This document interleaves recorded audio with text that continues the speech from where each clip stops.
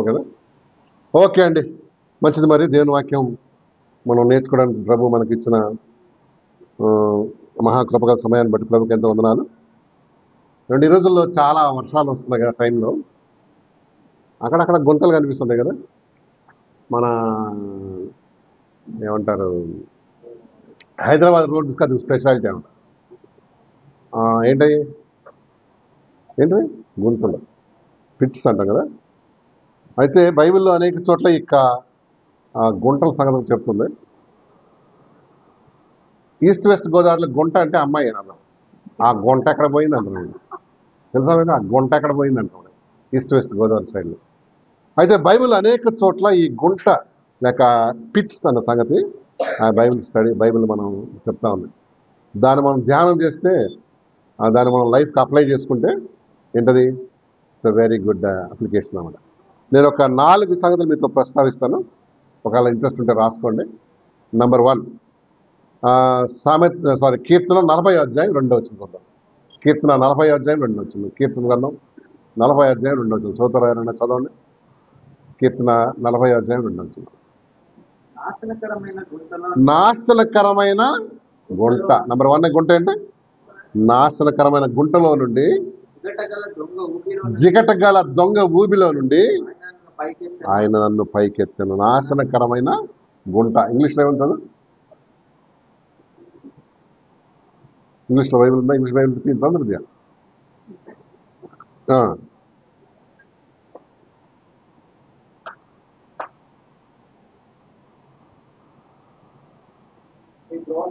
He brought me up also out of an horrible pit అన్నాడు. Out of the మైరీ clay అన్నాడు. నాశనకరమైన గుంట కదా, నాశనకరమైన గుంట. ఆయన నన్ను లేవనెత్తాడు పైకి. మనసు దగ్గర పెట్టండి. లేవనెత్తాడు దేవుడు కదండి. అవును, ఏమన్నాడు? నాశనకరమైన గుంట అంటే మైరీ క్లే అంటే ఊబి అన్నాడు కదా. ఊబి అన్నాడా? దొంగ ఊబిలో నుండి ఆయన నన్ను పైకి ఎత్తాడు కదా. ఏంటి? పాపమును దేవుడి వాక్యం అనేక చోట్ల పోల్చబడి ఉన్నాం. దాంట్లో ఒకటి ఇది ఏంటి? నాశనకరమైన గుంట. తర్వాత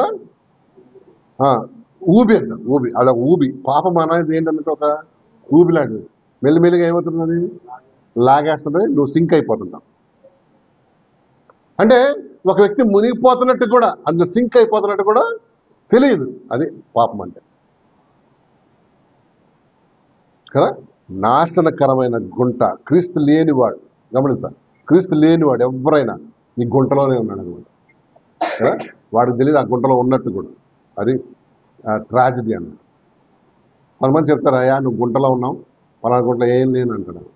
ఎందుకంటే వాడికి ఏంటి అవగాహన లేక ఆ సోయది మీద ఉన్నది. ఎవరంటే నాశనకరమైన, మరొకదమ్మ 40 అధ్యాయం, నాశనకరమైన గుంటలో నుండి జిగట. జిగట అంటే తెలుసా ఏంటో? జిగట అంటే ఏంటి? స్టిక్కీ అతుక్కుపోతాడు. పాపం అనేది ఏం చేస్తుంది? మనల్ని దాన్ని ఫిక్స్ చేసేస్తున్నాం. అందుకని కొంతమంది దాని నుంచి బయటకు రాలేదు. మనం అనుకుంటాం రావచ్చు ఈజీగా, బయటపడవచ్చు అంటుకుండా, కానీ ఇంత ఈజీగా ఈ చెడు అలవాటు కానీ లేక పాపం అనేది మనిషి వాటిలో జన్మ కర్మ పాపాలు ఉన్నాయండి.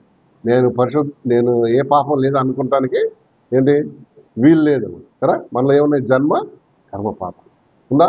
ఎస్. దానివల్ల మనిషి ఏం చేస్తున్నాడు? ఇప్పుడు వాడు పాపం చేస్తున్నాడు కాబట్టి పాపి అయ్యాడా, లేక పాపి కాబట్టి పాపం చేస్తున్నాడా? అది చెప్తాను. పాపం చేస్తున్నాడు లేక మనిషి పాపం చేస్తున్నాడు కాబట్టి పాపి అయినాడా, లేకపోతే వాడు జన్మను బట్టే పాపి అయినాడు?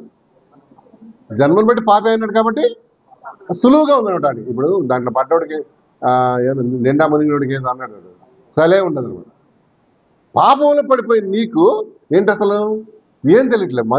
నాశనకరమైన దొంగ ఊబి నిన్ను లాక్కపోద్ది. నాశనం అంటే నరకం కదా. ఒక వ్యక్తి పడ్డాడు. మనిషి ప్రతి ఒక్కడు క్రీస్తు లేనివాడు ఎక్కడ పడ్డాడండి? ఎక్కడున్నాడు? నాశనకరమైన గుంట. సింక్ అయిపోతుంది, కూరుకుంటూ పోతున్నాడు అనమాట. ఒక్క యేసు ప్రభు మాత్రమే నేను చేయగలడు, బయటకు రాడు. నీ పాపం ఒప్పుకొని విడిచిపెట్టు. ఆయన సహాయం కోసం ఎవడు చేయెత్తాడో యేసయ్య నన్ను పైకి లేవనెత్తాను ఎవరైతే అడుగుతాడు వాడు ఏం చేస్తాడు? ఆటోమేటిక్గా లాగొచ్చు కదా, లాగడు. ఇప్పుడు గుంటలో పడ్డాడు ఏం చేయాలి చెప్పు? హెల్ప్ అని అడగాలి. కామగా కూర్చొని నవ్వుతున్నాడు అనుకో, బాగానే ఉన్నాడేమో ఈడు అనుకోని వెళ్ళిపోతాడు. నాశనకరమైన గుంటలో నుండి, జిగట ఊబిలో నుండి ఆయన నన్ను పైకి లేవనెత్తని ఉన్నాడు కదా. అవునండి. ఒక వచ్చిన చూద్దాం, చూడు 23వ అధ్యాయం తీయండి. కీర్తన కాదు, ఎక్కడంటే సామెతలది 23-27. సామెతలు 23-27 23-27 సామెతల గ్రంథం 23వ అధ్యాయం 27 వచ్చిన. వేశ్య లోతైన గొయ్యి. ఆమేన్. అన్నాడు వేశ్య లోతైన గొయ్యి, పరస్త్రీ ఇరుకైన గుంట అంట. అందులో పడ్డాడు ఏంటి అంటే ఇక నేరో పిట్ అంటారు ఇంగ్లీష్లో. నేరో అంటే పోయే కొద్ది ఏమైపోతున్నది, ఇరుక్కుపోతుంది. వేశ్య లోతైన గొయ్యి, పరస్త్రీ ఇరుకైన గుంట. ఈ గుంటలో ఎవరు మనం పడకూడదు. పడ్డామంటే అంటే ఇది చూడండి, కొంతమంది ఈ దీంట్లో పడతారు. ఈ గుంటలో మొత్తం ఆస్తులన్నీ పోతాయి. కుటుంబం పోద్దా? పోద్ది. పిల్లలు పోతారు. లేక పిల్లలు ధైర్యం తెచ్చుకుంటారు తండ్రిని చూసి. ఇంకా లేకపోతే ఏం చేస్తారు? అంతా స్మాష్ అయిపోతారు. వేశ్యా సంగతి లేక పరస్త్రీ మన స్త్రీ అని అనలే. కొంతమందికి వాళ్ళ భార్యలో ఇరుకైన గుంట అనుకుంటారు. కాదు, అది కాదు. ఏమన్నా పరస్త్రీ అంటే నీది కాదు. ఏంటది? ఇరుకైన. ఇంగ్లీష్ చదువు 23, 24, 27. But a hole is a deep ditch అంటే ఒక ఏమంటారు, అది పెద్ద గుంట లాంటిది అనమాట కదా, పెద్ద లోయ లాంటిది. ఎస్, లోయ కాదు, స్మాల్ టైప్. తర్వాత and a strange woman is a narrow. 2 pits అది. ఏమన్నాడు? డిచ్ అన్నాడు, ఒక పెద్ద గుంట లాంటిది అనమాట. తర్వాత నేరో అంటే పోయే కొద్ది ఏమైపోతున్నాడు, ఇది ఇరుక్కుపోయి రాలేడు. నువ్వు రావాలన్నా అది వదలదు. 2 సంబంధాలు చూడండి మీరు కావాలంటే. అది ఏం చేస్తుంది? చలో నాకు ఎట్లాగో చెడ్డ పేరు వచ్చింది, ఏం చేద్దాం, వీడిని కత్తి లేకుండా గుండు కొడదాం అనుకుంటుంది. హలో కదా. ఉన్నదంతా లాగేస్తున్నాడు. నీ సంతోషం, సమాధానం, పిల్లలు, భార్య, ఇల్లు అన్నీ పోటుకొని చివరికి ఏమవుతాడు? బికారి అయిపోతుంది. పరస్త్రీ ఇరుకైన గుంట, అందులో పడ్డాడు. అందులో ఇరుక్కుపోయి గిలగిలా కొట్టుకోవాల్సిన కదండి. అవునండి. ఎంత మంచి మాట రాశాడు. నాశనకరమైన గుంటలోంచి ప్రభు నన్ను లేవనెత్తగలను. ఆయన దగ్గరికి వచ్చి, ప్రభు నేను పాపిని, నన్ను క్షమించమని ఎవడు అడుగుతాడు? దాని నుంచి ఏం చేయగలడు? ప్రభు తీసుకెళ్ళగలడు, నేను విడుదల చేయగలడు కదండి. పాపం విషయం చేయడం ఎంత నేరో పిట్ అంటది. తర్వాత ఇంకోటి అండి, పెద్ద డిచ్ అంటే పెద్ద గుంట లాంటిది. చూడు పాపం ఇంకోటి 5వ అధ్యాయం తీయండి సామెతల్లో 5వ అధ్యాయం 3-5 వచనాలు.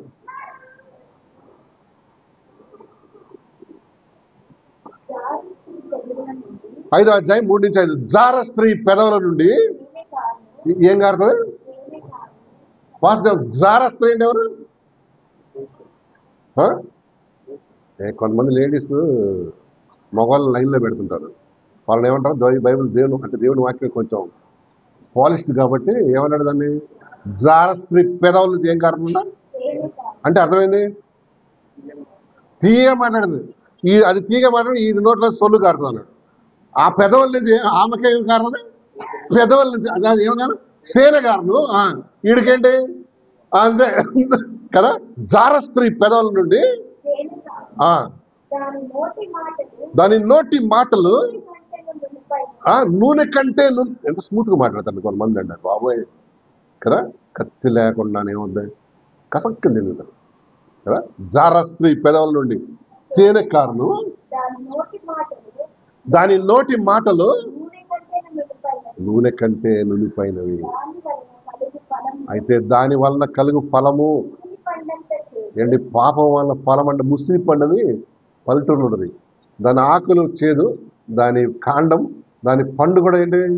ఫుల్ బిట్టర్ అనమాట. ఇంగ్లీష్ అది వుడ్ బాంబ్ అంటారు. సారీ వుడ్ ఏమన్నాడు, వుడ్ బాంబ్ అన్నాడా, వామ్ వుడ్ అన్నాడు కదా.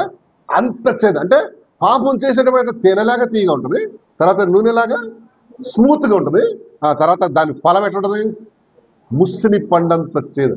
పాపం యొక్క ఫ్రూట్ ఎట్లుంటుందంట, లేక రిజల్ట్ ఎట్లుంటుంది, లేక కాన్సిక్వెన్సెస్ ఎట్లుంటాయంట, చేదు. చేసేటప్పుడు పాపం ఎట్లుంటుంది, స్వీట్గా ఉంటుందా, ఎవరి చూడలేదు, ఎవరికి తెలియదు. కానీ దాన్ని అనుభవించే కాన్సిక్వెన్స్ వచ్చినప్పుడు ఎట్లా చూస్తుంది, బాప్రవ్వా ఇంత నాకు శిక్ష ఇచ్చావు. కొంతమంది తాగి తాగి తాగి లివర్ దేవుడిచ్చిన సైజు కన్నా ఎక్కువ పెంచుకుంటారు. దేవుడిచ్చిన సైజు కన్నా మీకు తెలుసా వాళ్ళు ఎంత సఫర్ అవుతారో లాస్ట్ మూమెంట్లో, లాస్ట్లో చాలా సఫర్ అవుతారండి కదా. ఇల్లు ఒళ్ళు అంటూ వాసిపోయి, ఒక ఆయన చూసాను నేను, మొత్తం కాలు చేతులు అన్నీ ఉబ్బిపోయి ఉంటాయి, ఉబ్బిపోయి. ఎందుకంటే లివర్ అయింది అట్లా ఆయనకి. Liver is the main organ, చాలా ఇంపార్టెంట్ ఆర్గన్. దాని ఎఫెక్ట్ అన్నిటి మీద అయితే ఇప్పుడు కనపడదు కదా. ఎట్లా ఉందంటే జార స్త్రీ పెదాల నుండి పాపం ఎట్లుంటుంది, స్వీట్గా ఉంటుంది. తర్వాత దాని దాని దాని నోటి మాటలో ఎట్లా, నూనె కంటే నూనెపోయినవి, దాని వలన కలుగు ఫలము ముస్సిని పండంత అది రెండంచుల ఖడ్గం గల కత్తి అంత. అబ్బా చూసావా, దాని కాలం చూసారా, పాపం ఎంత ముస్సిని పండంత చేదంట కదా. దాని నుంచి జాగ్రత్త ఉన్నారు కదండి. ఆయన పాపం కాళ్ళు చేతులు వాచిపోయి డాక్టర్స్ ఆడ పడేశారన్నమాట. చివరికి ఆయన బాడీలోంచి అంట స్మెల్ వచ్చేదంట, స్మెల్. మరి ఇంకేమో రోగాలు ఉన్నాయో. నేను డిగ్రీ చదివే రోజుల్లో SP college, Sardar Patel college, Padmarao అని ఆవిడ పీటీ సార్ ఉండేవాడు. ఆయన మన క్రిస్టియన్, జై కుమార్ జై రాజు. ఎప్పుడు చూసినా గోవాకి ట్రిప్ వేశాడు. ఈ యంగ్ పీపుల్ ట్రిప్స్ ఉంటాయి కదా, వాళ్ళు ఎక్కడ వేసేవాడు, గోవా.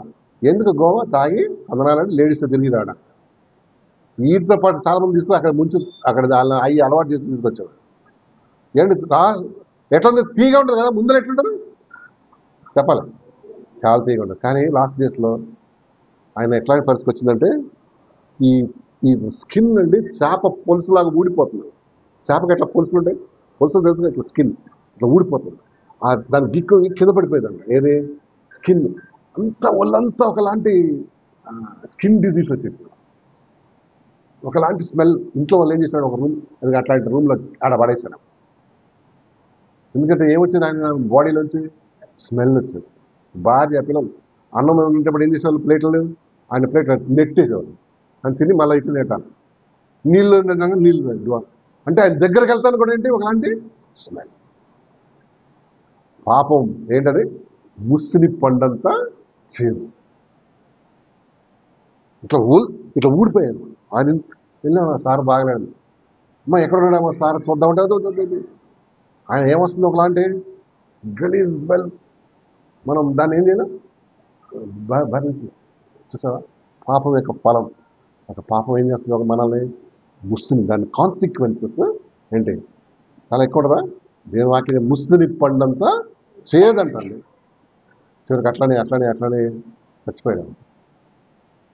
వాళ్ళ కొడుకులు ఏం చేశారు, అరే బాడీని మోయటానికి లేక వీళ్ళు ఎంతో కదా మన మున్సిపాలిటీ వాళ్ళకి క్లాత్ ఇచ్చి ఆ బాక్స్లో పడేయమన్నారు, తీసుకుపోయి పడేశారంటే. చూసారా, ఫస్ట్లో ఎట్లా తేనె కారణం అంట, తర్వాత ఏంటి నున్నగా ఉంటుందంట, తర్వాత ఎట్లా బిట్టర్ అంటే ఇంగ్లీష్లో బిట్టర్ అని మాట వాడతారు. బిట్టర్ అంటే చేదు. మీరు ఎప్పుడన్నా పొరపాటున మనం వేసుకునే ట్యాబ్లెట్లు ఎప్పుడన్నా నవిలేరు ఇట్లా కసక్కని, ఎట్లా ఉంటుంది, స్వీట్గా ఉండే ట్యాబ్లెట్లు ఉండవు ఎక్కడ. పిల్లలకు మాత్రం ఏం చేస్తాడంటే మనకు కొంచెం సిరప్ వేస్తాడు, ఒక షుగర్. ఎందుకంటే దాంట్లో కూడా ఏముంటుంది, అది తెలియకుండా ఉండాలని. అదా పాపం నాశనకరమైన గుంటలోంచి నువ్వు బయటపడాలని దేవుడు ఆశపడతాడు. ఆయన దగ్గరకు వచ్చి నీ పాపం ఎప్పుడు ఒప్పుకొని విడిచిపెడతావు, నీకు గతం, నేడు, రేపున్న పాపం, దాని ఫలితాన్ని దేవుడు ఏం చేస్తాడు, కొట్టివేస్తాడు. లేకపోతే నిన్ను వెంబడిస్తున్నాయి. Consequences of sin. ఇంకో మాట చూడు, పాపం ఇంకో పోల్చాడు. తాను సామెతలు 23:21 చదువు. సామెతల 23:21 వచ్చినాం.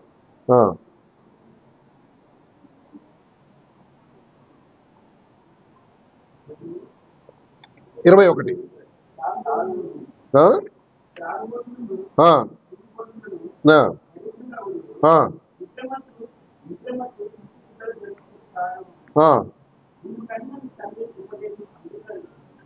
తమ 31 చదవమ్మా. సారీ, 31. ద్రాక్షారసం మిక్కిలి ఎర్రబడగను, గిన్నెలో తలతలలాడుచుండగను. అదే ఫస్ట్లో ఎట్లుంటుంది మందు? చాలా టేస్టీగా ఉంటుంది. అందుట్లో మొదట్లో సాటుకు తాగుతాం కదా, అప్పుడు ఇంకెట్లుంటుంది? ఇంకా బాగుంటుంది. మొదట్లో సాటుకు చేస్తున్నాం అన్ని పనులు, అట్లాగే ఇదే ఇంకా టేస్టీగా ఉంటుంది. చదవమ్మా. గిన్నెలో తలతలలాడుతుందంట. ఏది?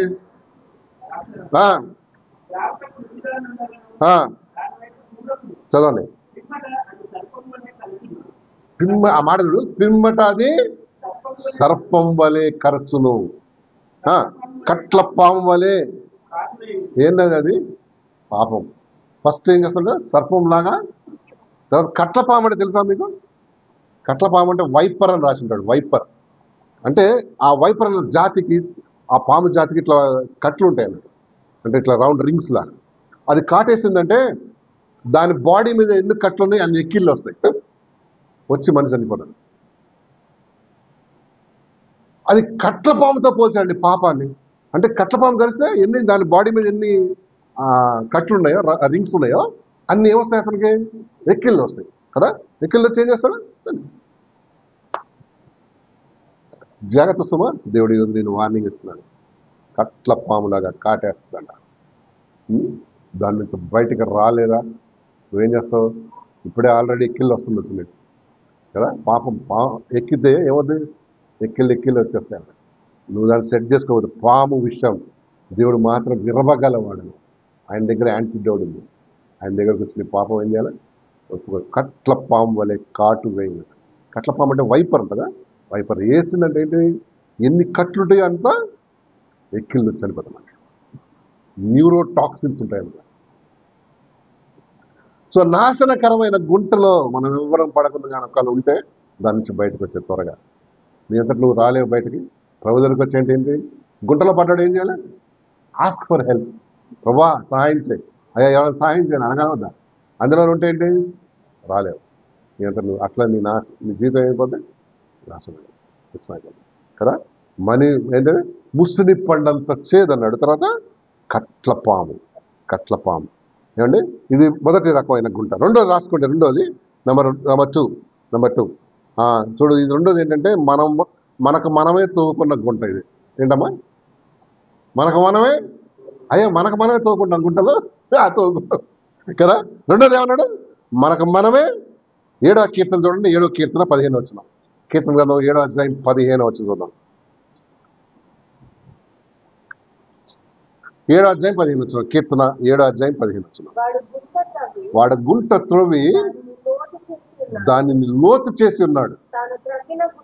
తాను తవ్విన గుంటలో ఇది మనకు మనమే తవ్వుకున్న గుంట. మనకు మనమే తవ్వుకున్న గుంట. ఏమైనా అర్థమైందా మీకు ఎవరికన్నా? అంటాను నువ్వు తవ్వుకున్న గుంటలో నిజం. దేవుడు వాక్యం ఏం చెప్తున్నా? మళ్ళీ చదువుదామా. 7:15. వాడు గుంట తవ్వి దాని లోతు చేసి ఉన్నాడు. చదువు.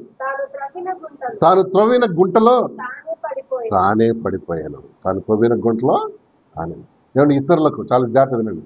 ఇతరులకు మనం ఏ విధమైన హాని చేసినా, నష్టం చేసినా, ప్లాన్ చేసినా, ఎగ్జిక్యూట్ చేసినా అదంతా ఏమవుద్ది? వేరొకరి ద్వారా నీ మీదకి వస్తుంది. తాను తవ్వుకున్న గుంటలో తాను. ఇది జీవిత సత్యం ఇది కదా. తాను తవ్విన గుంటలో వాడే పడిపోతాడని బైబిల్ చెప్తున్నాడు కదా. ఇతరులకు ఏ విధమైన హాని చేసినా, నష్టం చేసినా, ప్లాన్ చేసినా, ఎగ్జిక్యూట్ చేసినా మరొకరి ద్వారా మన మీదకి వస్తుంది. అది అప్పుడు ఎట్లుంటుంది? ఇప్పుడు మనం వేరే వాళ్ళని కొడతాం, ఫన్నీగా ఉంటుంది. వీరుడు అదే తనులు మళ్ళీ దాన్ని అనుకో ఎట్లుంటుంది, చిల్లీగా ఉంటుంది, అది భలేగా ఉంటుంది కదా. మన మీదకి మనమే అంటే నువ్వు తోకున్న గుంటలో నువ్వే పెడతావు. అందుకని గుంటలు తవ్వద్దు. నీకు వీలుంటే ఏం చేయి, హెల్ప్ చేయి, ప్రార్థన చేయి, వాళ్ళకి సాయం చేయండి, లేకపోతే నోరు మూసుకో. అంతేగాని ఏం చేయొద్దండి. ఎస్, మనం చేసిన అన్యాయం, మనం చేసిన వాటి మనల్ని మన మీదకి వస్తున్నాము. జాగ్రత్త. ఈ సృష్టిలో ఒక ప్రిన్సిపల్ ఉంది, మనం ఏం చేస్తామో అది మనం. ఇతరులతో నీ బిహేవియర్, ఇతరులతో నీ ప్రవర్తన, ఇతరుల నువ్వు ఏం చేస్తున్నావు అదే ఏం చేస్తుంది. నువ్వు వేరే వాళ్ళు మోసం చేసావు అనుకో, ఏమవుతుంది, సేమ్ కైండ్ ఆఫ్ మోసం అయిపోతుంది కదా. నువ్వు కూడా కొంతమంది పిల్లలు మోసం చేస్తారు తల్లిదండ్రులు, ఎందుకు, వీడెప్పుడో వాళ్ళ అమ్మ నాన్న మోసం చేయకూడదు.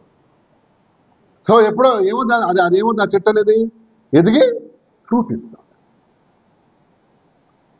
కొలస్సీ పత్రిక 3:25 వచ్చింది చూద్దాం. కొలస్సీ పత్రిక 3:25. కొలస్సీ పత్రిక 3:25.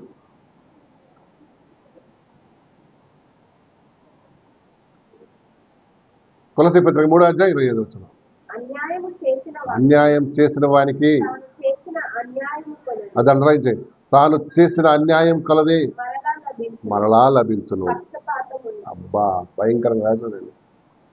అన్యాయం చేసిన వానికి చదవమా.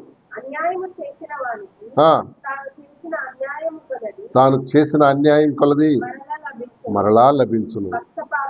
పక్షపాతం. దేవుడు ఏం చేయడంట, పక్షపాతం చూపడం. మనం ఏదైతే చేస్తామో అదే ఏమవుతుందమ్మా మన మీదకి వస్తుంది. అందుకని మన జీవితాలు జాగ్రత్తగా మరి ప్రభునందు కట్టుకుందాం కదా. మనం ఏం చేస్తామో, మనం మన పేరెంట్స్ని మోసం చేస్తాం అనుకో, కొన్ని రోజుల్లో మనం కూడా పేరెంట్స్ అవుతాం. మన పిల్లలు ఏం చేస్తారు, ఇంకా హయ్యర్ లెవెల్లో మోసం చేస్తారు. ఎందుకంటే టెక్నాలజీ అప్పుడు ఎక్కువ ఉంది, మోసం ఇంకా ఎక్కువ ఉంది, అంతే కదా. ఇప్పుడు మేము ఉన్నప్పుడు కన్నా ఇప్పుడు మోసం ఎక్కువ ఉంది. ఇప్పుడు ఏంటి, ఇంకా ఎక్కువ అయిపోయింది చూసావా. అనగా మనం ఏం చేస్తామో న్యాయం కానీ అన్యాయం కానీ ఏమవుతుంది, అది మన మీదకి వస్తుంది. అది మంచి కానీ చెడు కానీ, అంతే కదండి. ఈ లోకంలో ప్రిన్సిపల్ ఉందండి అది కదా. దర్ ఇస్ ఎ ప్రిన్సిపల్, సూత్రం ఉంది. నువ్వేం చేస్తావా చెప్పు అదే. నిన్న 2 o'clock నేను ఇంకా పనికి మీదకి వెళ్ళి వచ్చేటప్పటికి మన వాళ్ళందరూ వచ్చారు. అమ్మాయి ఒక టిఫిన్ బాక్స్ పెట్టారు, రైస్ కదా, సారీ, చపాతి గీపాతి. వాళ్ళు ఎందుకు పట్టుకొచ్చారు, ఇప్పుడు పరిసరలో ఎప్పుడో మేము మనకు సహాయం చేశాము, అదే ఏమైంది ఇప్పుడు ఒకరోజు చెప్పు, అదే వచ్చింది. వాళ్ళ కష్టాల్లో ఉన్నప్పుడు నాకేం పట్టింది అది అనుకున్నాం అనుకోండి. నీకు కూడా ఎవడు వచ్చి ఆదరించే పురుగే ఉండదు. అందుకని ఒక ఆయన రాస్తాడు, అరే కనీసం 4 ఫ్రెండ్స్ని సంపాదించుకోమంటాడు. ఎందుకు, పోయేదే 4 మోయాలని లేకపోతే డోక్కుంటే పోతావా. నువ్వు 4 ఉండాలంట. ఏంది మంచి 4 కన్నా మంచిది. రేపు నువ్వు పోయినప్పుడు ఒక కనీసం ఆ డబ్బా ఎత్తడానికన్నా 4 కావాలన్నా అవసరం లేదా, అవసరం. తాను చేసిన అన్యాయం కొలది దేవుడు ఏమంటున్నాడు, తాను చేసిన అన్యాయం కొలది. కొంతమంది చూడండి ఇక్కడ తలకాయతలు లోపల చేస్తారండి, లోపల చేస్తారు. సో లోపల చేసే వాళ్ళకి ఏమొస్తుంది, మళ్ళీ లోపలే వాళ్ళకి లోపల చేస్తే లోపల, బయట చేస్తే బహిరంగంగా. అర్థమైందా, అంటే వాట్ వి డూ, లోపల చేయదు, బయట చేయదు. వచ్చిన చూడు 26వ జయంతి సామెతలు 26-27 చదువుదాం. 26-27 ఆ గేట్ మూసామ్మా. 26-27 ఆ మాట అంటలైంచే. గుంటను తవ్వువాడే, ఆమె గుంటను తవ్వువాడే. ఏమంటే ఐడియాలు కూడా ఇవ్వద్దండి అయ్యా, ఐడియాలు కూడా. మన యవనస్తుల చాలా రోజుల క్రితం యవనస్తు మీటింగ్, చర్చకు వచ్చాడు ఒకడు యవనస్తుడు. అయితే ఆయన ఈస్ట్ గోదావరి, వెస్ట్ గోదావరి, ఇక్కడికి వచ్చి పాలిటెక్నిక్ కాలేజ్ చదివాడు. అతను క్రిపుల్డ్ అనమాట. తను అంటే కాళ్ళు చేతులు పడిపోయి ఆ పిహెచ్ కోటాలో వచ్చింది. పిహెచ్ అంటే తెలుసా, ఫిజికల్ హ్యాండ్. అయితే ఈ బాగున్న పిల్లలు ఏం చేసేవాళ్ళంటే, ఈ మారేడుపల్లి పాలిటెక్నిక్ కాలేజ్ ఉందా, పాలిటెక్నిక్ కాలేజ్, అక్కడ ఉన్న అబ్బాయిలు బస్ స్టాండ్ ఉంది అక్కడ. ఆడ ఏం చేసేవాళ్ళు, ఈ పాలిటెక్నిక్ కాలేజ్ వాళ్ళు చేసేవాళ్ళు. అయితే ఈడు ఏం చేసేవాడు కాదు, కానీ నవ్వుతుండేవాడు. లేకపోతే ఐడియాలు ఇచ్చాడు, రే ఒకటో ఆ పిల్ల ఉంది దాన్ని ఇదందాం ఇదాన్ని. ఒకరోజు వచ్చాడు, పాస్టర్ గారు ఎందుకో నాకు ఏంటది నాకెందుకో అపరాధం అనిపిస్తుంది అన్న. ఏంటిదంటే ఏం లేదు కానీ వాళ్ళందరూ జోక్స్ వేస్తున్నారు, నేనేమే నవ్వుతున్నా, దాన్ని ఏం తప్ప అన్నాడు. ఏం నవ్వుతున్నావు, ఎందుకు ఏం చేస్తున్నారు వాళ్ళంటే వాళ్ళ అమ్మాయిలు ఏం చేసేవాడు, టీజ్ చేసేవాడు. ఈడేం చేస్తున్నాడు, నవ్వుతా ఐడియాలు ఇచ్చాడు. ఈడు ఐడియా. ఇప్పుడు చెప్పండి, ఐడియాలు ఇచ్చేవాడు నువ్వు ఎక్కువ శిక్షణ చేసి ఎగ్జిక్యూట్ చేసేవాడు కాదు. నేను అట్లా చేస్తున్నావు అనుకో, నిన్ను కూడా ఎక్కిరిస్తారు వాళ్ళు అన్న. వాళ్ళు ఎక్కిరించాలంటే నువ్వు ఆత్మహత్యనే. అర్థమైందా? అంటే నువ్వు ఐడియాలు ఇచ్చినా కూడా ఏంటి, అపరాధి. ఏం ఇంచుతావు కోసుకుంటా కదా. జాగ్రత్త సుమ, జాగ్రత్త. మనం చేసిన గుంట తవ్వువాడే, ఇంత చదువు, గుంటను త్రవ్వువాడే దానిలో పడు. రాతిని పొర్లించువాడు అదేంట. సో మనకు మనమే తవ్వుకున్న గుంట. చాలా విచారకరం కదండి. చాలాసార్లు ఈ ఆఫ్టర్ ఎఫెక్ట్స్ ఆలోచన చేయక మనం ఎన్ని పెడతాం. ఐడియా ఇచ్చిన వాడికి కూడా సమానమైన ఏముంది, పనిష్మెంట్ ఉంది. ప్రభు దగ్గరికి వచ్చి నీ పాపం విడిచిపెట్టు కదా.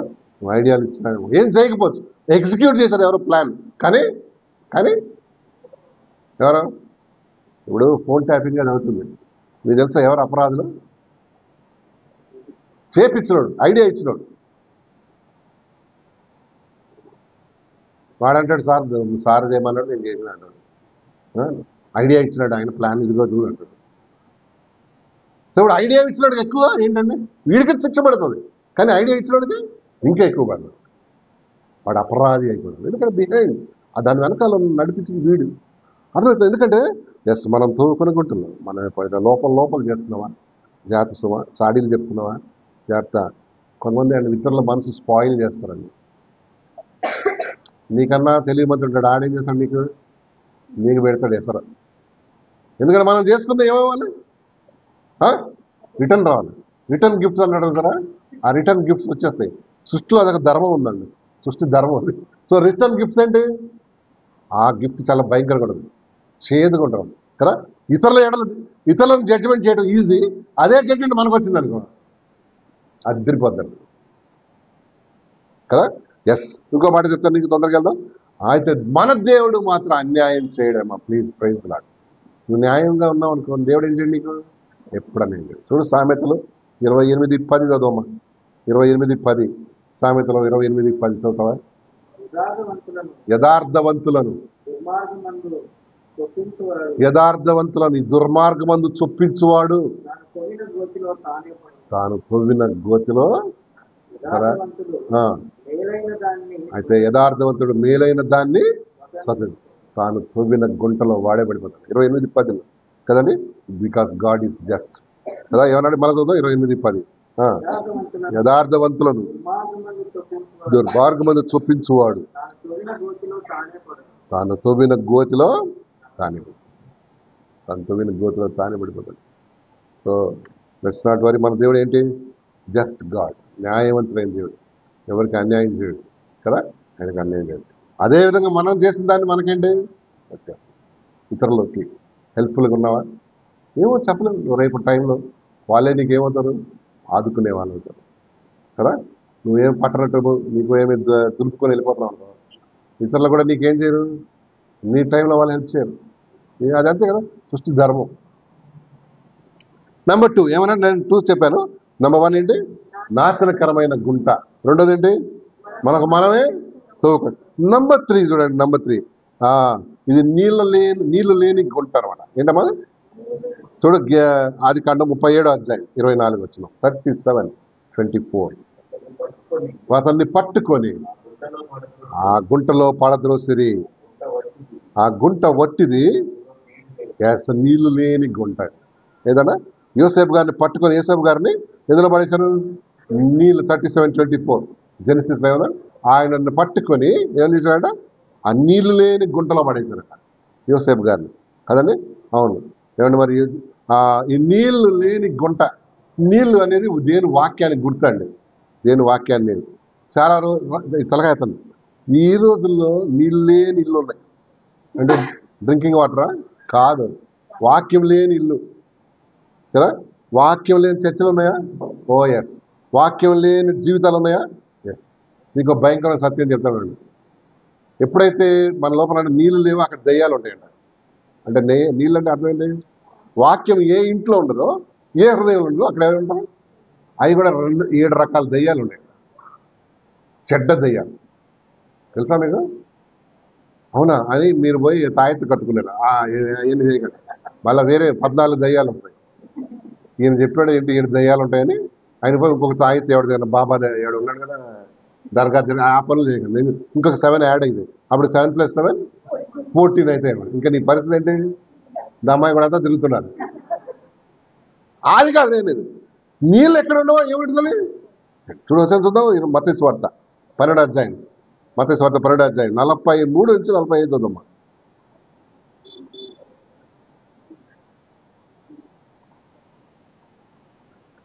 మత్తయి సువార్త 12వ అధ్యాయం 43 నుంచి 45.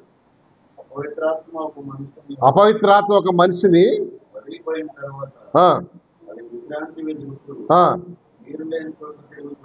ఎక్కడ? నీళ్లు లేని చోట తిరుగుచుండును, విశ్రాంతి దొరకనందున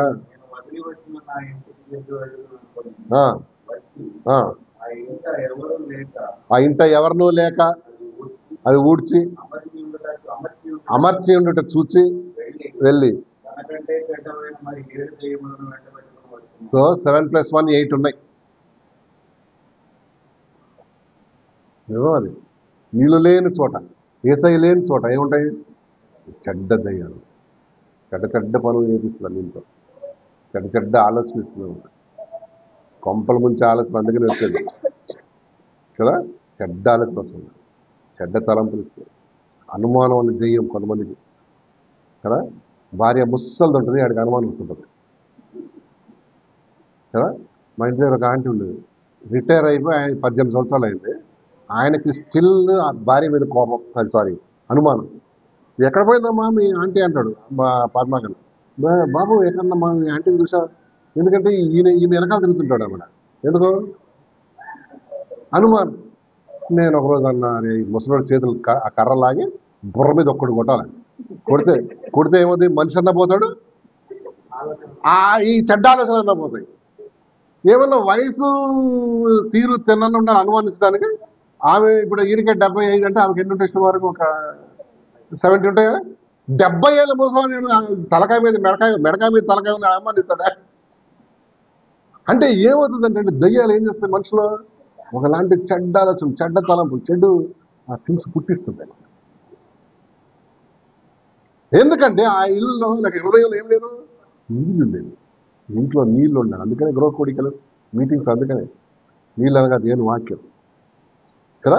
నీళ్ళు మంచి మాట వాడేటువంటి. మళ్ళీ చదువు మత్తయి సువార్త 12వ అధ్యాయం 43 నుంచి 45 చదవమని. అపవిత్రాత్మ ఒక మనిషిని వదిలిపోయిన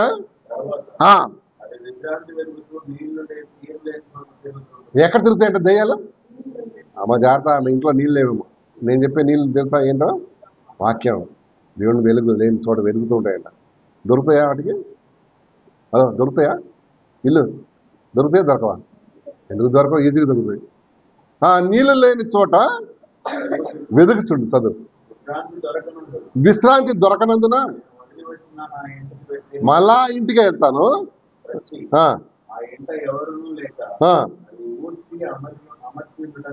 చదవండి.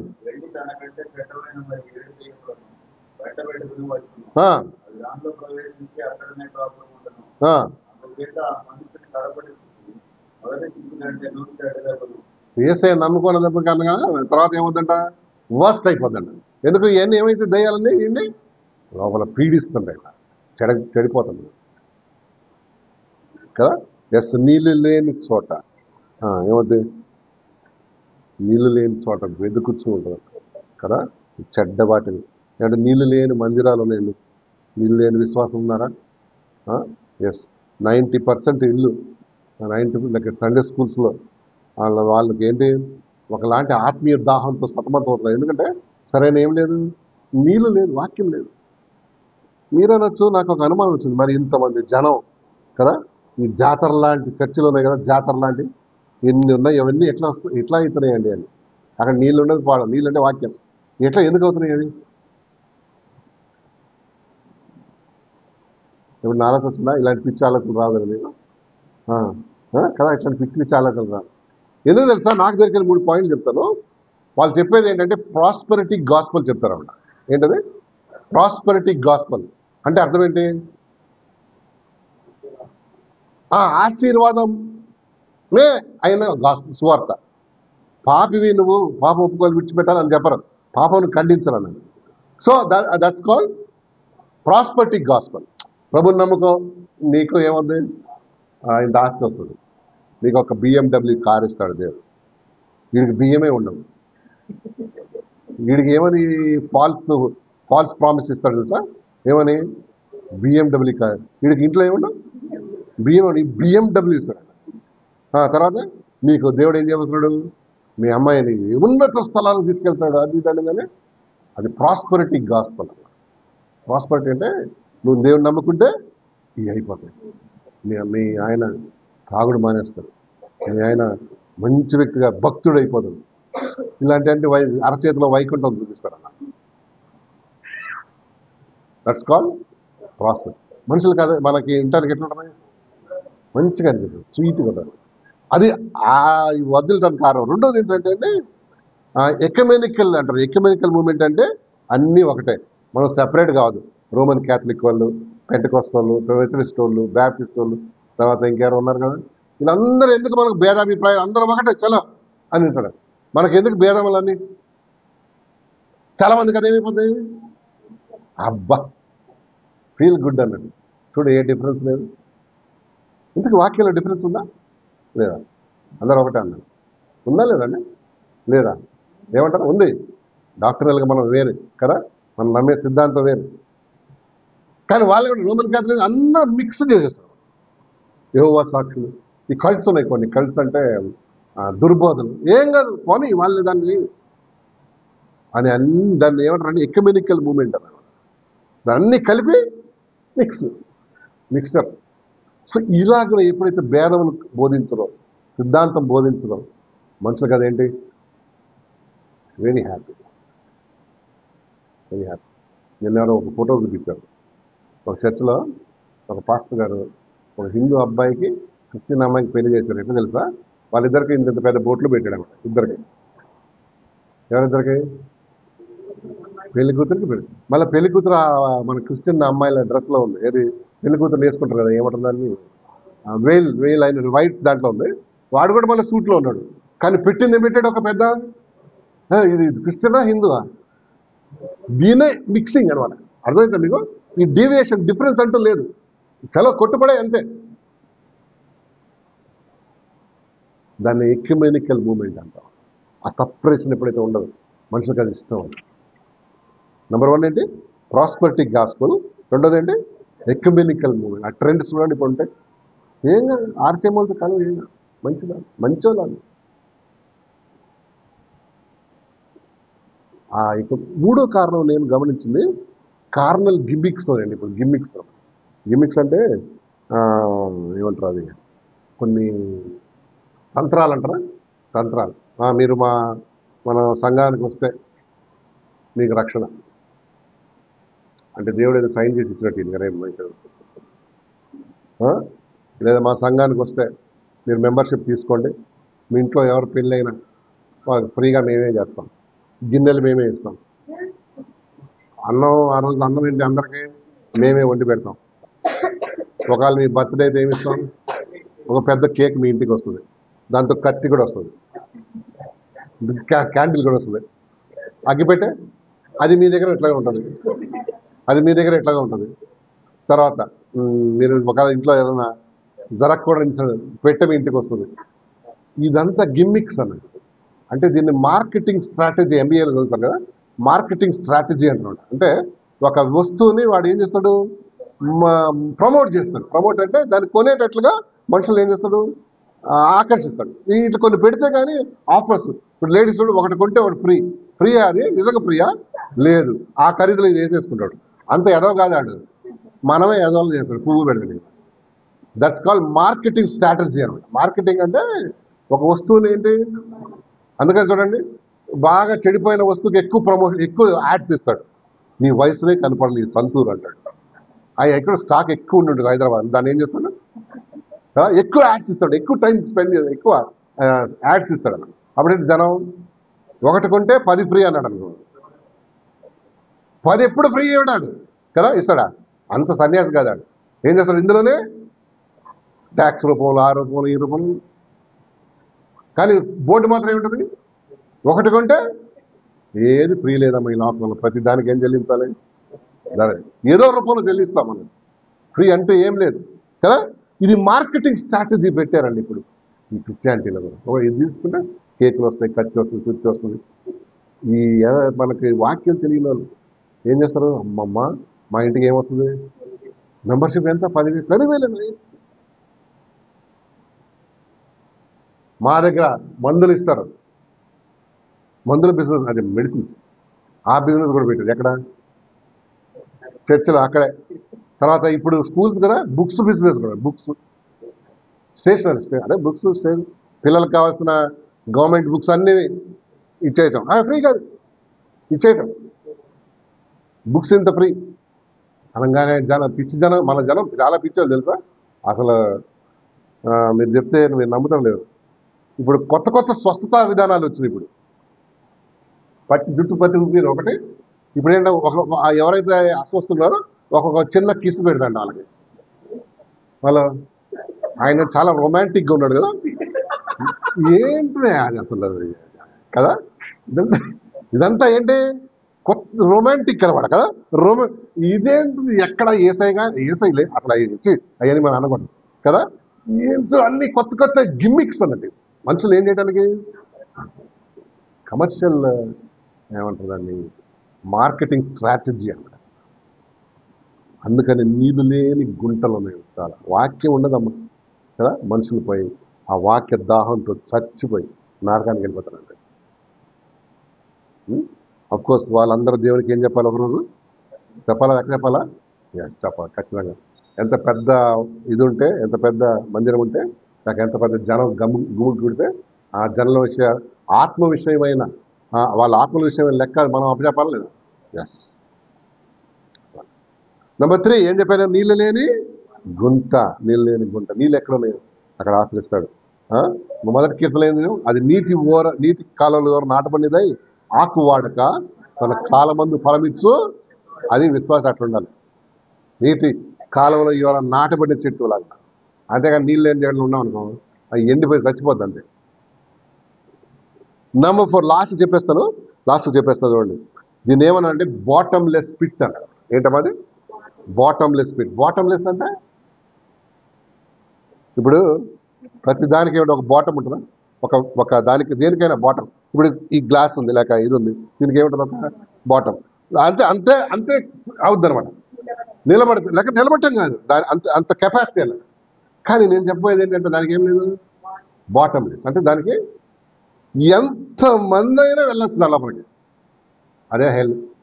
దాని ఇంగ్లీష్లో ఏమన్నారు, బాటమ్లెస్ పిట్. చూడసారి ఆ ప్రకటన గ్రంథం 9వ అధ్యాయం 1-2 వచనాలు. ప్రకటన 9:1-2 వచనాలు.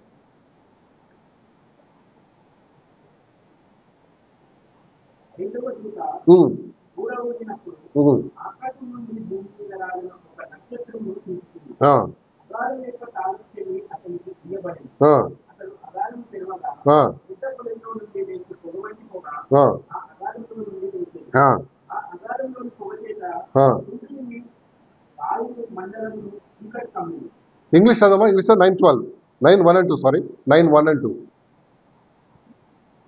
9:1-2.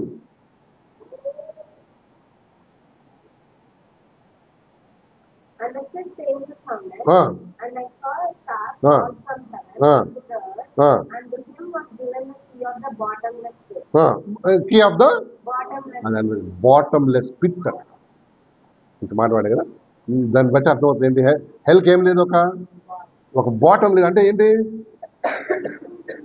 ఎంతమంది అందులో పడ్డా వెళ్ళిపోతానే ఉంటారు. అలాంటి ప్లేస్కి మనం ఎవ్వరూ వెళ్ళకూడదు.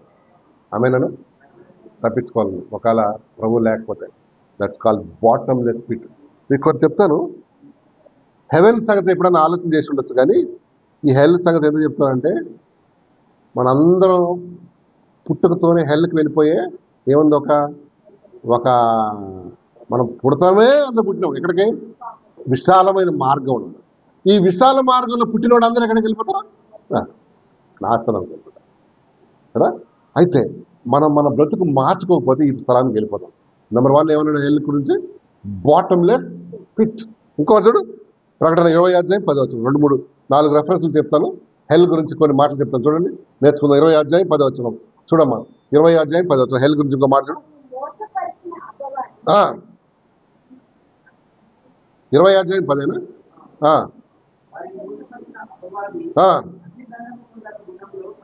ఆ హెల్ ఏముంటుంది? అగ్ని గంధకములకు. అగ్ని గంధకం అంటే చెప్పు, ఫాస్ఫరస్ ఆర్ సల్ఫర్. అక్కడ అంట ఏం మండుతుంటది చెప్పు? సల్ఫర్. ఎప్పుడన్నా మన వీళ్ళు సల్ఫర్ స్మెల్ ఎప్పుడన్నా చూసారా, విన్నారా మీరు? చూసారా మీరు? సల్ఫర్ ఎట్లుంటది? Pungent smell. ఎస్. ఇవన్నీ క్రాకర్స్ ఆ రోజున ఏం చేస్తాం, మనకు ఒకలాంటి స్మెల్ వస్తుంది. అదేంటి? Sulphur smell. అదంట ఏంటిది? నేను సఫకేట్ చేసిన ఇక్కడ, అక్కడ అవ్వదు, ఎందుకంటే అందులోనే ఉంటావు నువ్వు. సల్ఫర్తో కూడినట్టు అగ్ని అంట కదా. సో కాంట్రాస్ట్ చూడండి. పరలోకమేమో ఎట్లా కామ్గా క్వైట్గా ఆశీర్వదించబడ్డ, ఇది ఎట్లున్నదా? సల్ఫర్. మళ్ళీ చదువు, మళ్ళీ చదువు. 20:10 అగ్ని గంధకం అంటే అదే సల్ఫర్ ఆర్ ఫాస్ఫరస్. అది దాంతో మండుచుంటుందంట. మీరు అనొచ్చు కొంతమంది, నేను అవన్నీ నమ్మనండి, హెల్ లేదు, ఏమని లేదు, అంత బూటకం, ఫేక్ అండి. నా మాటలు నమ్మద్దు, కానీ దేవుని మాటలు నమ్మలేదు అనుకో, కరెక్ట్గా ఇట్లాంటి ప్లేస్లో ల్యాండ్ అయిపోతాం. ఎప్పుడు? అతి త్వరలో. అప్పుడు అక్కడ జ్ఞాపకం వస్తుంది నేను చెప్పిన మాట. కానీ అప్పటికేంటి? Too late. సికింద్రాబాద్ నుంచి బండి వెళ్ళిపోయిన తర్వాత పరిగెత్తారు కొంతమంది, వెనకాల అట్లా అయిపోతుంది. ఏం లాభం అది వెళ్ళిపోయిన తర్వాత కదా. అగ్ని గంధకంతో మండుతుంటుందండి అది. ఇప్పుడు జాగ్రత్త సుమ, జాగ్రత్త. మత్తయి సువార్త 13:50 చూద్దాం. మత్తయి సువార్త 13:50 13:50 చదువుమా. 13:50. వీరిని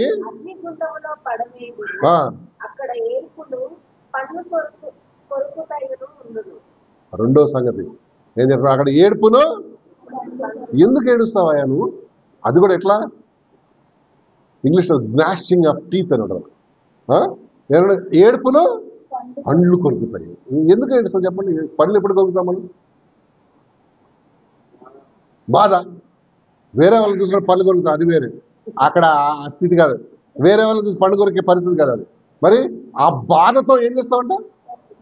గట్టిగా అక్కడ ఏడుపును మన ఏడుపును చూసేవాడే ఉండేది, పట్టించుకునేవాడే ఉండేది అన్నమాట. పండ్లు కొరుకుతూ అట్లనే ఉండిపోతాం కదా.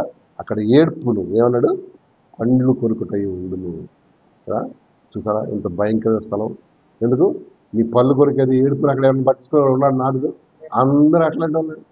ఎవడు ఇక్కడ నీకు దేవుడు అవకాశం ఇచ్చినప్పుడు ఏంటి అన్ని జోక్స్ చేసుకున్నావు అనుకో, ఈ ల్యాండ్. ఎక్కడ ఏడుపును. ఇంగ్లీష్ చదువు ఒకసారి. 13:50.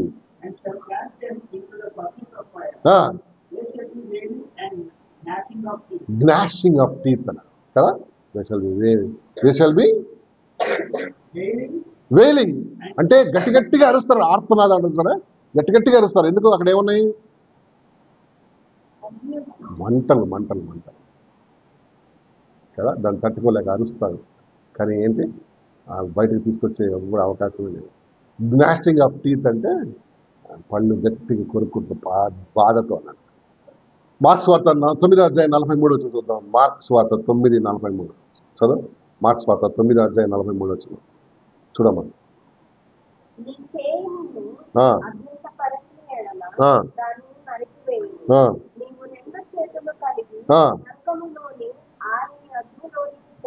సో నరకంలో ఏముంది? ఆరిన అగ్ని. అంటే అంటే అట్లా ఆరిపోదండి, అది మండుతూ ఉంటుంది. ఆరిపోని అగ్ని. మనం గ్యాస్ వాడతాం, ఆరిపోద్ది ఎప్పుడన్నా? ఎప్పుడు? సిలిండర్ అయిపోగానే అయిపోయాడు, మళ్ళీ ఆడ వెనకాల పరిగెత్తాలి, అరే మాకు సిలిండర్ అయిపోయింది. ఇది ఏ అగ్ని ఏం కదంట, నడుస్తూనే ఉంటుంది అన్నమాట. కదా.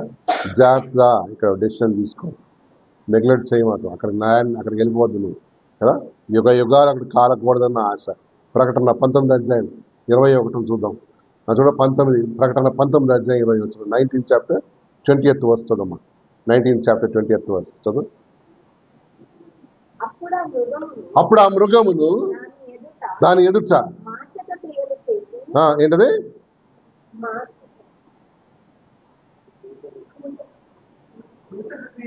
సూచక క్రియలు చేసి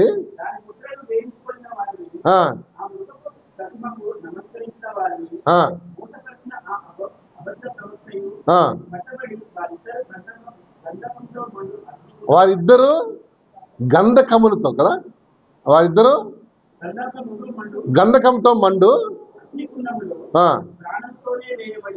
గంధకంతో మండు, గంధకం అంటారు సల్ఫర్ అండ్ ఫాస్ఫరస్, మండుతూ ఉంటుందంట, మండుతూ ఉంటుందంట.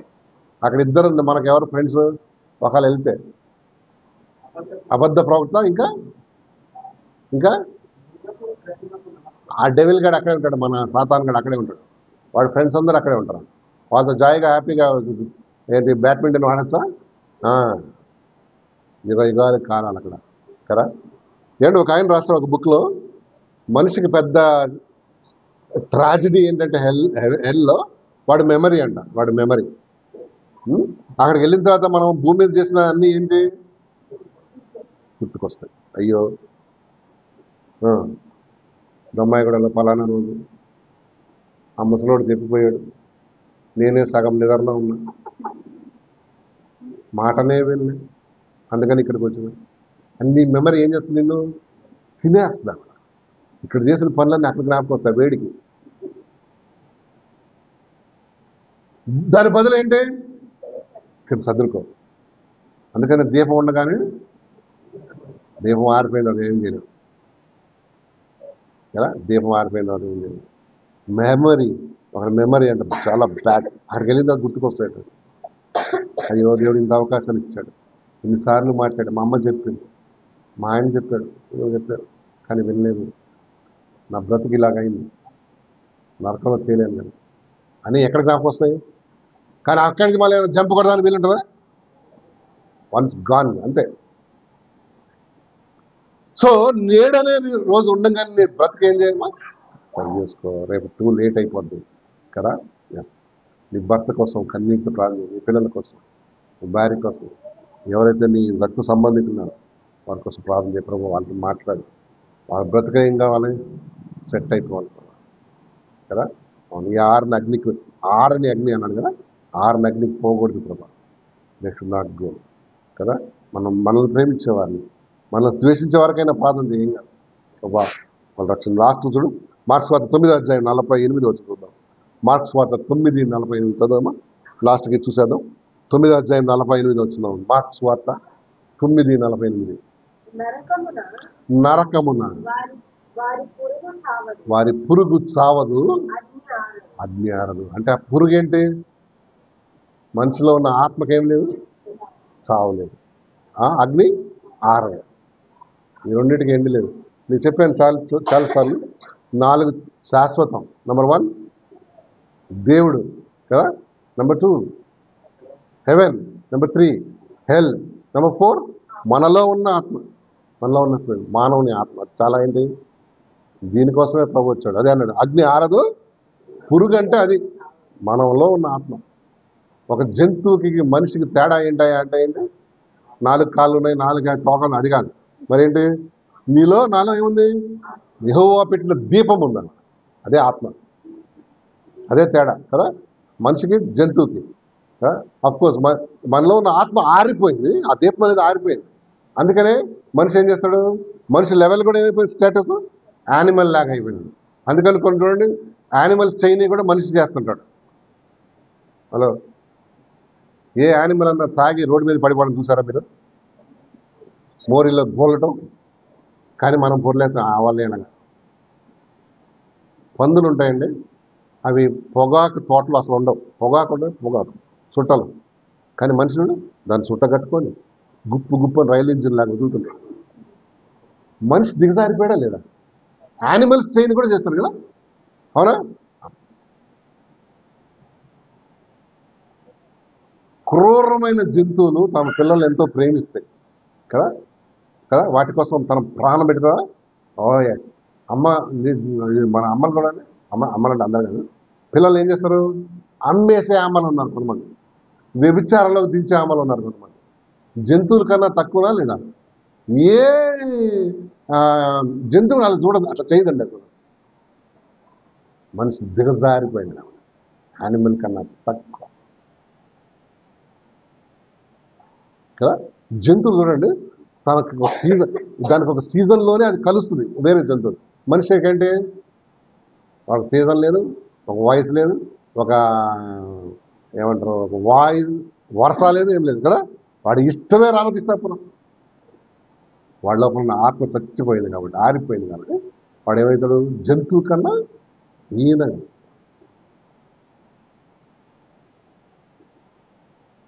సింహాలు క్రూరమైనవి. ఎప్పుడైనా వాళ్ళ వైఫ్ని కొడతాం చూసారా మీరు?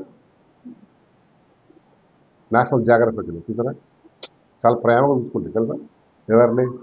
ఆడసింహాలు కానీ పులులు కానీ. వీళ్ళు చూడు, తాగొచ్చాడంటే ఇదేదో ప్యాంటామ్ అనుకుంటాడు. ఆడేవాడు గాల్లో తిరుగుతుంటాడు, ఎవడాడు సూపర్ మ్యాన్, చెడ్డీలు వేసుకొని తిరుగుతుంటాడు అనుకొని వాళ్ళని కొడుతుంటాడు.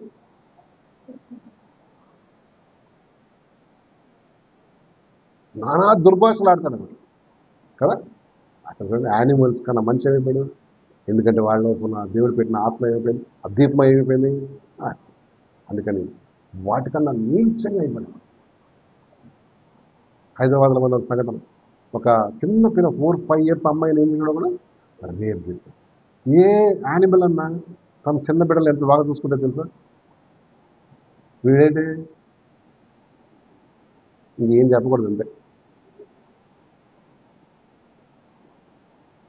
చిన్న ప్రార్థన చేద్దామండి, కళ్ళు మూసుకుందాం, చిన్న ప్రార్థన చేద్దాం. అందరం చిన్న ప్రార్థన చేద్దాం. ఏమండి, ప్రభు నీతో మాట్లాడండి, క్లియర్ కట్ నీ రెస్పాన్స్ ఏంటి? నాశనకరమైన గుంటలు నువ్వు ఉన్నావు, బయటకు వచ్చేసాయి. ప్రభు కృపాడు, ప్రభు నన్ను క్షమించి, ఇది నా పాపం, నా బ్రతికిది ప్రభు అని క్లియర్ కట్గా ఆయన దగ్గరికి వచ్చి మోకరించి ఆయన దగ్గర